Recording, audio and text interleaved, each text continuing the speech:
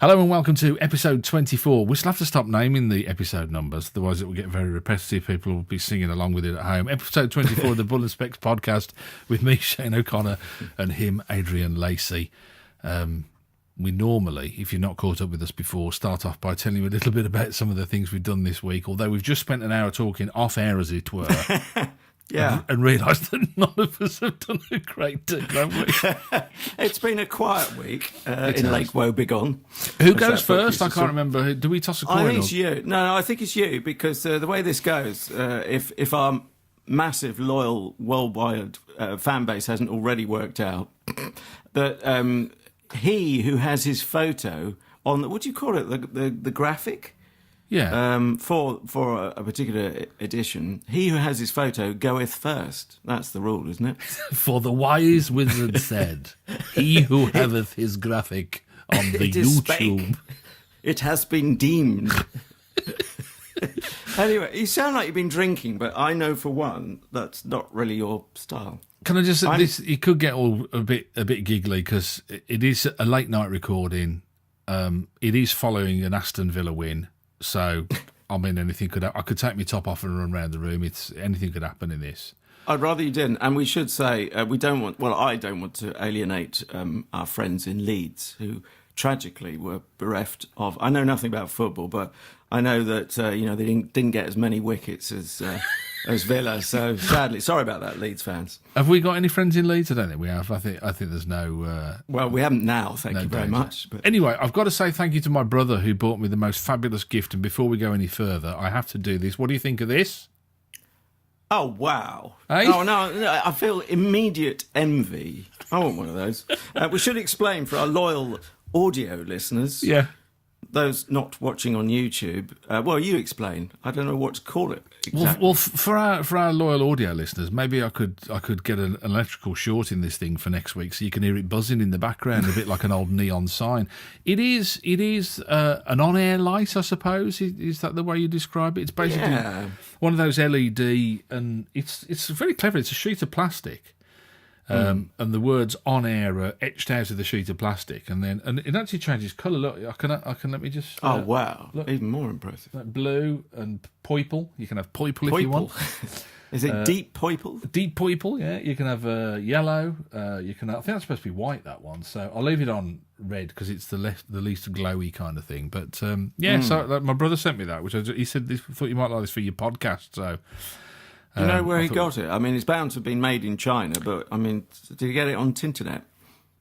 I think so, and you're right, it did come from China. It had got because it has all the shipping thing, doesn't it, for China? It has all the, the customs paperwork and all that sort of stuff. So, yeah, so it came through, but I just thought, that's really cool. So I'm going to see if I can get a stand to put it on or something, because it's meant to hang. That's why it's hanging from that holder there from the side of the desk. But yeah, I was really chuffed with that. Not the main show and tell for me this week, actually, because the main show. You mean there's another? There is.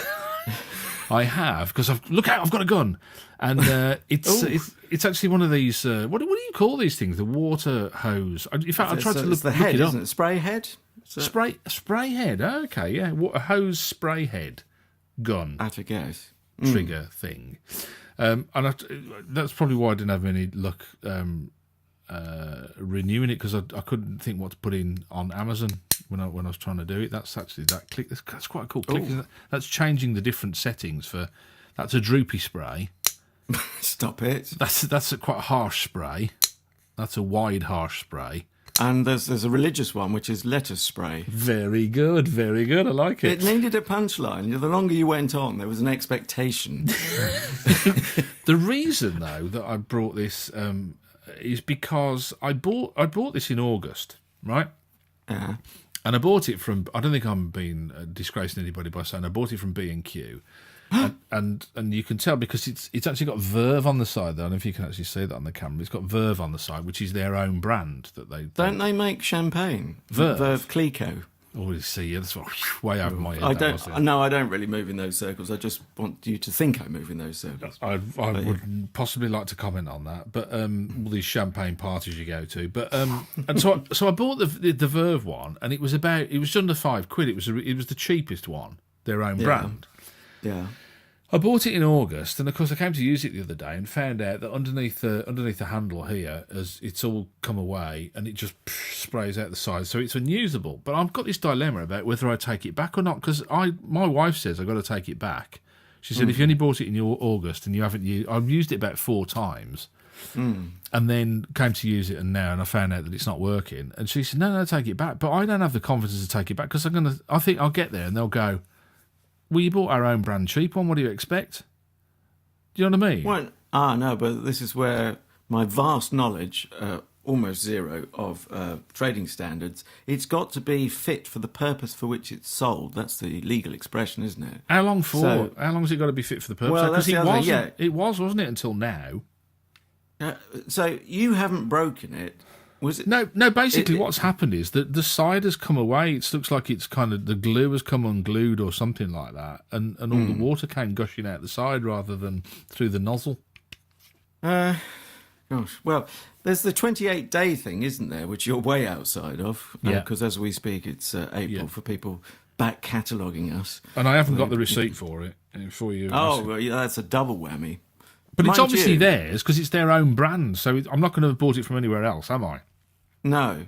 Well, I mean, the key phrase there was your wife says, and anything following that is like Simon says, isn't it? It must be obeyed. Right. So if she says, put your hands on your head. Should I do that when I get in the store, though, Adrian? Do I go? Well, put your hands on your head.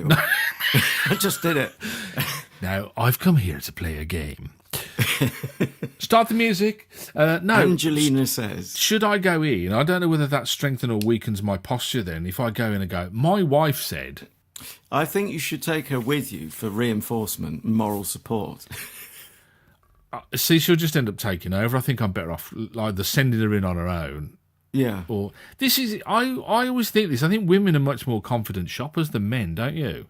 Oh, yes.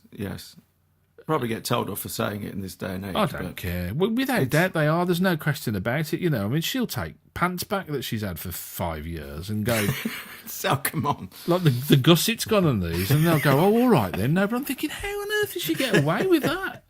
You know what I mean? Well, it's at least worth a try, isn't it? And anyway, you've got to be able to look your wife convincingly in the eye and say you've taken it back, whether or not you have.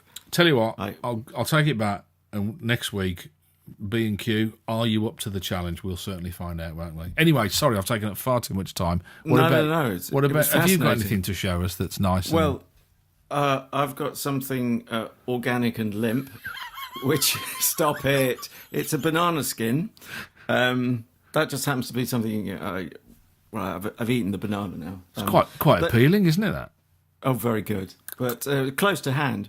The other thing is my mug, which I'm drinking out of, which is very carefully not commercially branded. Yeah. This is a callback to last week. I did like your tweet about my. Can we say Coffee Republic? If you could say B&Q. Although they ignored us, didn't they? In fairness, I mean, they just totally blanked us, didn't they? Oh, well, I expected that, but anyway, such is our commercial clout in Podland. Yeah. But actually, yes, it half occurred to me last week when I was drinking from it to refer to it, but then I thought, just carried on talking, and the thought flitted through my brain. So this week, a rather fetching blue patterned mug with white, white background, I suppose. And for the people who were saying, sorry, there was, and the banana skin does what? Where does that? But I was going to do a very tenuous link. We are superannuated disc jockeys, after all. I was going to say the main thing of the week was that there was potential to slip on a career banana skin, which I managed to avert. It was creating a piece of audio for the 8 o'clock news bulletin on Radio 4 on, when was it? Must have been Wednesday or Thursday of last week. It's something people do all the time if you work in news, so it's no great shakes.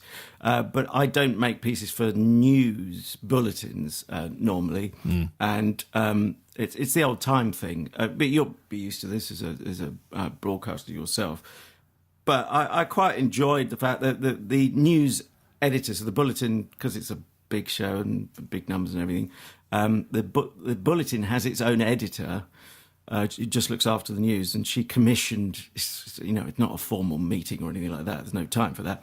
But she asked the presenter I was working with to do a piece, and she wanted it illustrated with a clip from an interview. I'm realising how technical this is. I'm making this sound, so I'll be brief. No, I'm following it. Okay, so yeah, but you're a pro. Anyway, so I had to pick a juicy couple of sentences from an interview which had just gone out in the previous half hour, and then the presenter was writing a piece to introduce it. Do we call that a donut in the trade? Where I never knew what donuts were. I think so. I can't remember. Yeah. My wife would tell you she knew all about donuts and hooves and God knows what. Yeah, not Dunkin' Donuts. No, that would be a slur. No. That's more product placement. Anyway, so, I think it's probably called a donut because the presenter introduces it, then you get the clip, then the presenter back announces it. Or isn't that a croissant? Well, it might be in your la-di-da life, but anyway, I did this successfully, and then the nice thing was I hadn't done it in that form before, and I looked up when I delivered it, and you have to tell them that there are reference numbers so they can pick up on it. Very clever. It's on the computer system, and everyone can access it who needs it. And I looked at the clock, and it was 8 minutes to 8, and I thought, that's probably close enough to transmission with 1 or 2 million people listening that you don't really want to muck it up. So I managed not, as he holds up the banana skin for a second time, to slip on that banana skin. Shame, really. Am I the only person who used to love listening to news bulletins where somebody was doing what they call a voice piece, where they'll just I don't know, just say they're doing a report from court or something like that, and you'd hear them say, coming out of court down the steps today, Mr. Jenkins said, "Oh Christ, I buggered that up," and that'd go out during the news. And I always used to love that idea. I always thought it was great. That was always my favourite bit, really. So this is Bull and Specs with me and he, Adrian in the Deep South, as I call Kent, and Shane in the Midlands. Now to something a bit more serious. Shane set the scene with how we like to start the show each time, which is our news from the past week, which tends to be, as you've gathered, on the lighter side. Let's chew off probably the most serious story of the moment, or I would think without doubt the most serious story of the moment, which is Syria and the possibility of military action by some kind of Western combination of allies over the gas attack. I nearly said alleged gas attack. We are able to at least say that there was a gas attack, I believe. Anyway, I'm just quoting from the latest story I have as we speak. Relations between the West and Russia have deteriorated sharply amid concerns about a US-led military strike in the Middle East, prompting the United Nations Secretary General to declare the Cold War is back with a vengeance. It does feel, doesn't it, Shane, like history repeating itself here? On several fronts, really, doesn't it? I mean, there's obviously, as you mentioned there in that article, Adrian, the Cold War analogy. And, for those of us who are old enough to remember the 1980s, it was all pervasive, wasn't it, the Cold War, culminating in the spillover into pop culture with, songs about it, from Frankie Goes to Hollywood and that kind of thing. But then there's also, I think, the far more recent echoes of Iraq and conflicts in Iraq as well. And it's interesting how that has actually tempered people's belief as whether we should get involved as a country or not. Yes, and it has affected previous parliamentary votes on the issue, hasn't it? I mean, someone mentioned 2013 seems an awful long time ago now. But yes, there were a couple of votes over intervention in Syria. The thing is, it's, who can not be distressed by pictures, as we've had in the past week, of kids suffering from supposedly chlorine or whatever else that has been used. But it's what you do in response to that. And if you do get into the area of military response, there could be many more children suffering, not necessarily gas attack, but from missile attacks. It's absolutely not an easy, cut and dried situation, is there? No, I am shocked though that people are now. When I say people, I mean the general public. I mean people on social media where you see. What people they're sort of voicing their thoughts on what we should do and what we shouldn't do, and there is a definite sense of a heightened sense of isolationism, I think, from people in this country now, Adrian. If you're seeing this as well, where we're saying actually, yes, this is horrific. There is no question that attacking anybody with chemical weapons is contrary to the Geneva Convention still, I think, isn't it really? So if there is a conflict, you shouldn't be using chemical weapons, full stop. To use them against civilian and child targets is horrific beyond belief. But people are saying, but all that said and done, we shouldn't be getting involved. I'm amazed because we've always been a country that does. Now, I'm not saying that we should, because I'm kind of the view that actually I think it's about time that somebody else stepped up to the plate and said, okay, we're a tiny little island. Let's let somebody else who's a little bit larger and a bit more powerful take the lead on this. I guess that's America, and then we feel that we have to follow. But I kind of think it's interesting that we're now saying, no, enough is enough, and this shouldn't be our military that's getting involved in this. Yeah, I think it's war weariness speaking, I suspect. And in a sense, I understand it, because who can blame people for being, at the very least, sceptical after Iraq? But interestingly, in my work, I've met people. I think I met a Kurdish ambassador. I'm trying to think if that is actually her title, but you speak to anyone with Kurdish roots and they feel very different in general. It is a generalisation, but I haven't found any exception to it in my personal face-to-face experience. But that the Kurds wanted Saddam dead and buried, and they that you don't hear this anti-Blair rhetoric coming from Kurdish people. Not surprising in the sense of what they went through, including chemical weapons, wasn't it? They were victims of while Saddam Hussein was alive. What do you think of the added dimension to this one, I guess, is the conspiracy theory around all of this, which there is a suggestion now that these gas attacks weren't perpetrated by the Syrian government or the Syrian military. Do you think that holds any kind of credence or any kind of water at all? In a sense that it was a put up job, as it were. We're old enough to have heard these accusations in similar situations before, and it's the old cliche. Forgive me for dusting it off, but the first casualty in war is truth, and all kinds of things fly around, don't they? In terms of rumours and rumours of rumours, even. The problem with Syria, as so often in these cases, is I don't think there's any independent journalist on the scene, if I'm not greatly mistaken. Or I've certainly heard the reports that we initially saw, and including those awful photos of the children suffering. Those reports were coming from Beirut and even Turkey, or coming via those other countries. And Beirut, if I remember this stat correctly, is at least 70 miles away.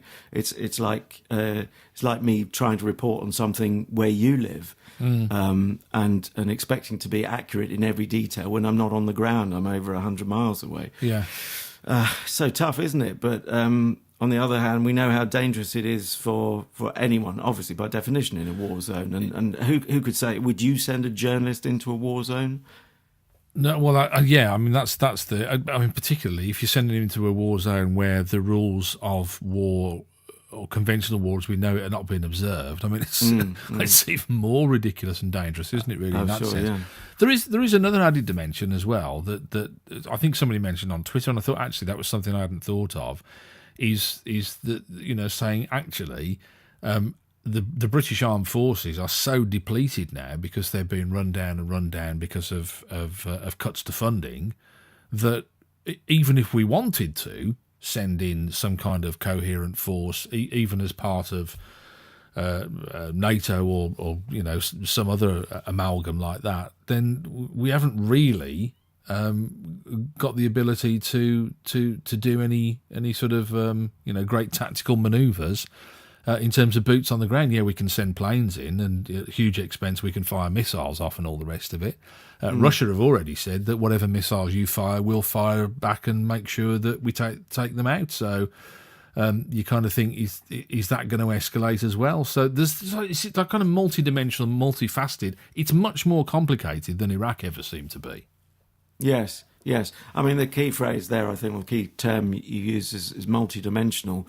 And yes, you could so easily get sucked into, well, at what point, I remember someone writing to the paper once, probably around the time of Iraq, saying, at what stage can we say this is a world war? It would suck in so many different countries.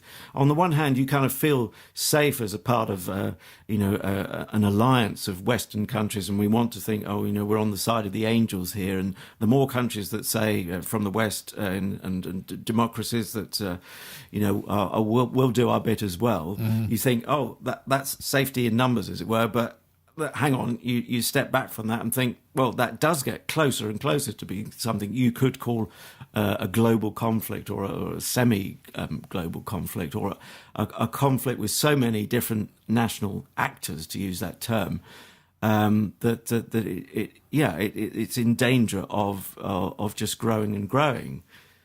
It's always the thing, isn't it? What are your war aims? And it's that dread phrase, mission creep. Yeah. But the other dimension here is, and this would have seemed like some kind of joke a year or two ago, the idea of someone virtually declaring war by Twitter. We are, of course, talking about the Donald here.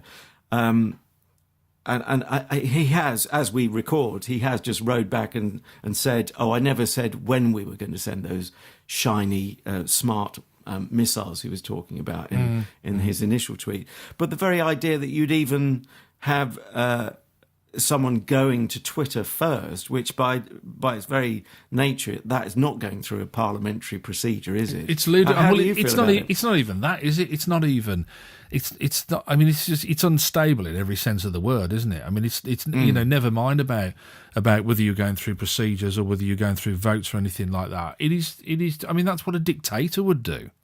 And it's just ludicrous, isn't it? It's just if it wasn't so frightening, it'd be laughable.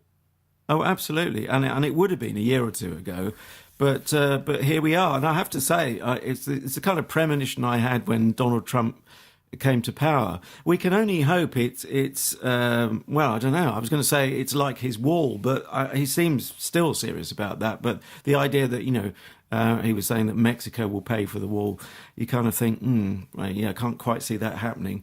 And you just want to believe that it's a bit of bluster and he's playing to the home team, as it were, and a bit of rebel rousing and playing to his supporters.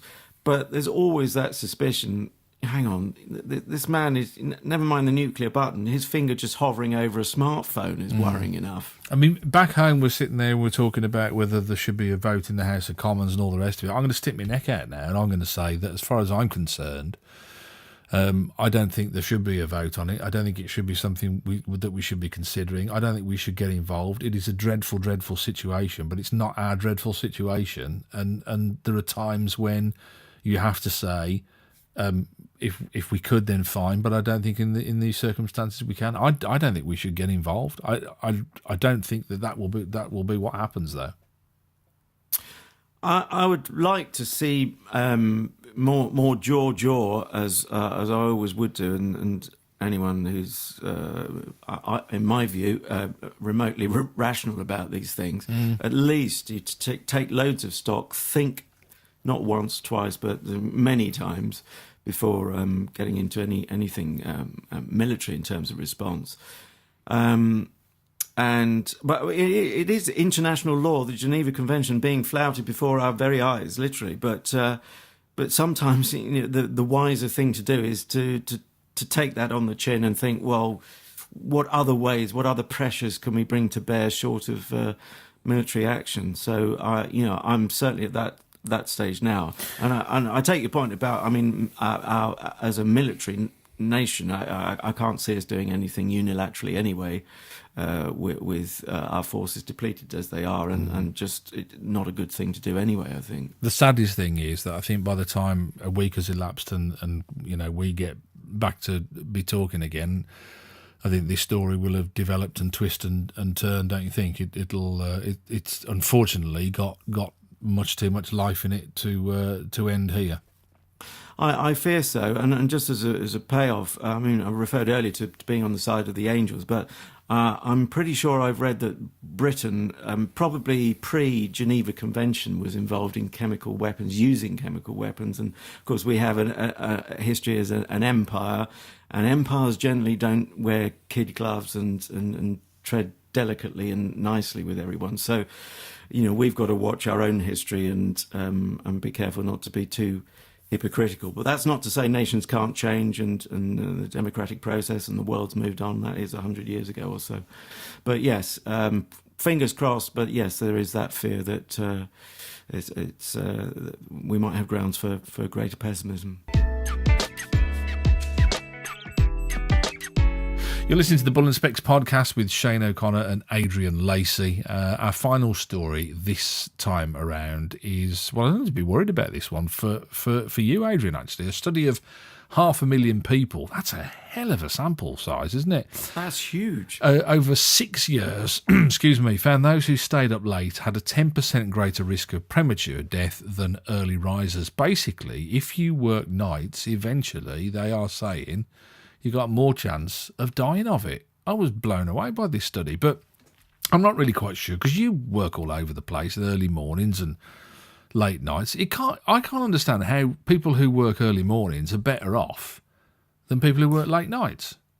Well, I think this study, there have been studies about the nights separately. I think this study, if you dig into it, if I'm looking at the right story, and I'm actually, as I speak, I am looking at the wrong story, but I was comparing it and contrasting with previous stuff. The thing is, I'm very tired, so I've got the ultimate excuse, and for once, it's in sync with this story, because I've been up since, a mere 10 to 3 this morning.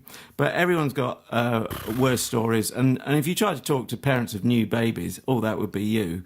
Or relatively new babies, then you don't get any sympathy. It's a different ball game, though. I often say this, and somebody that I know who used to work shifts, and they used to say to their, I think it was their mom. They used to say to their mom, they say how it's working. So I got up at 3 o'clock or whatever, and she went, "Oh no, I did. I got up to go to the loo."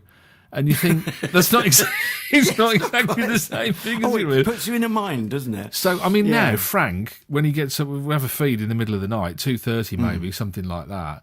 But, it's all 45 minutes tops, and you're back in bed, and there's no better feeling. So I wouldn't ever say what I do is akin to what you're doing right now. Although I did meet one of the guests I met in my radio work. His daughter, poor thing, had an ear infection, and he had to get up early anyway. But he said she was waking up on the hour every hour. Oh yeah.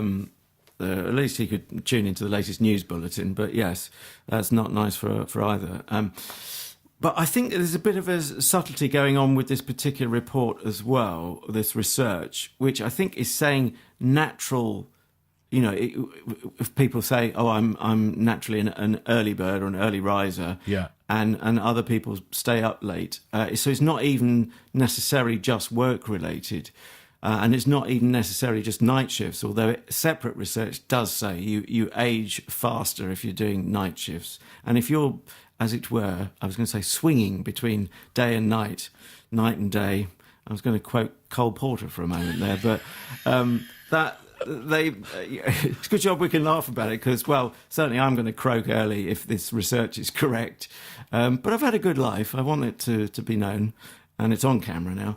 But yeah, I seem to remember previous reports looking at glucose levels and how they compare and contrast with people with, quotes, normal sort of body clocks. And I think glucose is the levels the research was suggesting link directly to premature aging. So generally not good. But so that was a rambling sentence that only someone who's been up since 3 could muster. I must admit. Do you know, well, I have to say though, I really feel for you, because I did about 8 years plus, I think, of breakfast shows, but I'm not a naturally early morning person. And the thing that I've thought interesting about this research was they were saying that some people are better suited to certain times of the day than others. And I always felt like early mornings are really forced. I even felt like 9 to 5 was really forced as well. I've always been more comfortable late night or overnight. I'd work shifts prior to working in radio, 12-hour night shifts, and I loved them.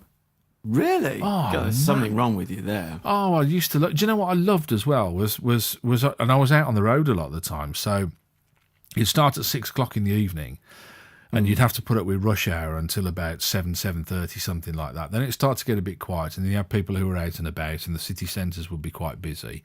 Then by about midnight weekday, there'd be nobody else about, and so from midnight to you'd have 6 hours where you could kind of get on and get things done and get about the place, and it was I used to love it, Adrian. I used to love it. I really missed that. But didn't you miss the human company, as in 98% of your mates? I'm presuming, obviously, mates not locked into those shifts, not colleagues. They'd be sort of 180 degrees round the other way. You might as well have been in Australia and they in the UK. But the foxes were my friends. But yeah, no. What happens is, of course, I mean, it was a people organisation as well. So you kind of had a lot of friends and acquaintances who used to work the same kind of shifts. And I was saying actually to somebody the other day, was saying about what life was like in the UK before McDonald's came along. And for people who know Birmingham, one of the first McDonald's, which is still there actually to this day, is just off New Street. There's a ramp that goes into the Bullring shopping centre in Birmingham city centre, and we used to all head at the end of the shift, like the whole of the guys on the shift. There's about sort of 6 or 8 of us, whatever, head down to McDonald's and have breakfast down there together. So there was an inbuilt camaraderie, I suppose, with all of that kind of stuff. But yeah, it's and I don't know. There's a tranquility about it. Or have you ever worked overnight? Have you ever worked complete nights or not? I've done a little, and I much prefer, bizarre though it may sound, getting up at 3. I prefer to night shifts. That middle of the night dip in energy levels. Not that I'm bounding with energy on these earlies, but I find that tougher. And also, I mean, you're talking 12 hours there. Fortunately, if I get up at 3, I'm not doing 12-hour shifts. Closer to between 8 and 10. I have been overrunning a bit, but 12 hours is a mighty stint. The weirdest thing, if it was 6 till 6, it was okay. If sometimes you'd do 6:30, 6:30, 7 o'clock, the worst one was if you had to do 8 until 8. And for some reason, those last 2 hours between 6 and 8 in the morning, I think you saw too much of the daytime people come into life, and it just, everything just sort of dragged down to it felt like another 10 hours, those 2 hours in the morning. It's weird, really, that a couple of hours different start time can make a difference. But it just goes back to this idea, just you and I talking now, that you could say, well, there is some merit to this, isn't there? This idea that some people are better suited to working overnight. And of course, the other great thing about working overnight is you like all the problems that you have with managers around during the day. all tend to disappear because you don't have to interact with those kind of people. I couldn't possibly comment, although I have to say I do have time for my manager, because he starts at 7, so he's not doing a 9 to 5. Okay, it's not quite as early as me, but so it's a funny old sort of half world and half life you lead. And even though we've now got catch up on TV, I don't know if you identify with this at all, and how much you would have had catch up obviously by the time you were still doing breakfast shows. I still miss watching TV when I want to watch it, which is sort of later evening into the night. And it's not the same. In fact, I remember when I first moved into London, started at the BBC, we thought it'd be wonderful. We'll get ourselves, in those days, a VHS video recorder. Ask your history teacher, children, what one of those is. But I remember the first time I tried to watch a film with my breakfast. It just doesn't work. No. Isn't it funny? You're just geared up differently, aren't you? You've just made me laugh because you said, I remember the first VHS video recorder we had got a remote control. But it was actually, it was like a cable that came, you plugged it in and came out the side to the remote control.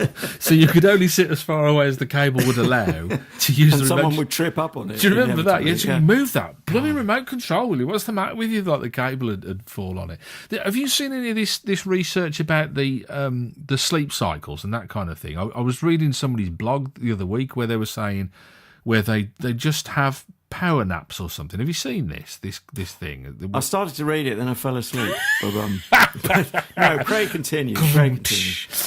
This guy, and he was saying about how he's kind of changed to his sleep patterns. And I thought, this is quite. I can't remember what it was called. I have to look it up. But I thought, this is quite interesting. He's doing all these like sleep patterns and all that. And it was as you went through his blog, you're kind of thinking, I wonder if this is something that I could do. And then he started to sort of just feed in some of the side effects, like, he'd have chronic constipation or something. Oh. And you kind of think, but he thought this was great. It was a great way of working and a great way of living, that he only had like half an hour's sleep, and then he would do 3 or 4 hours, then have another half an hour sleep, and they kind of keep going, and they reckon it's supposed to be in sync with your natural cycle. If we didn't have to go to work, if we were just out hunting for wild wildebeest, in the forest, then that's what we do. We do 3 or 4 hours, and then we'd have a nap, and then we get on with it. But you kind of, at what point, like when all your teeth drop out, do you stop doing it then? Well, funnily enough, that's his nickname, Wild Boar, because he keeps going on about it. He is a bit of a wild one.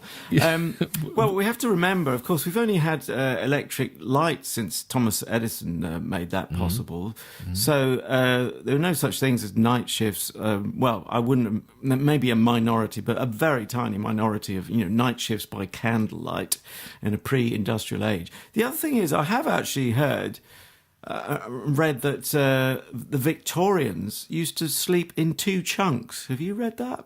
No. Read that? No. So they would have a sort of extended nap in the evening, then they'd get up and do some stuff, and then go back to bed.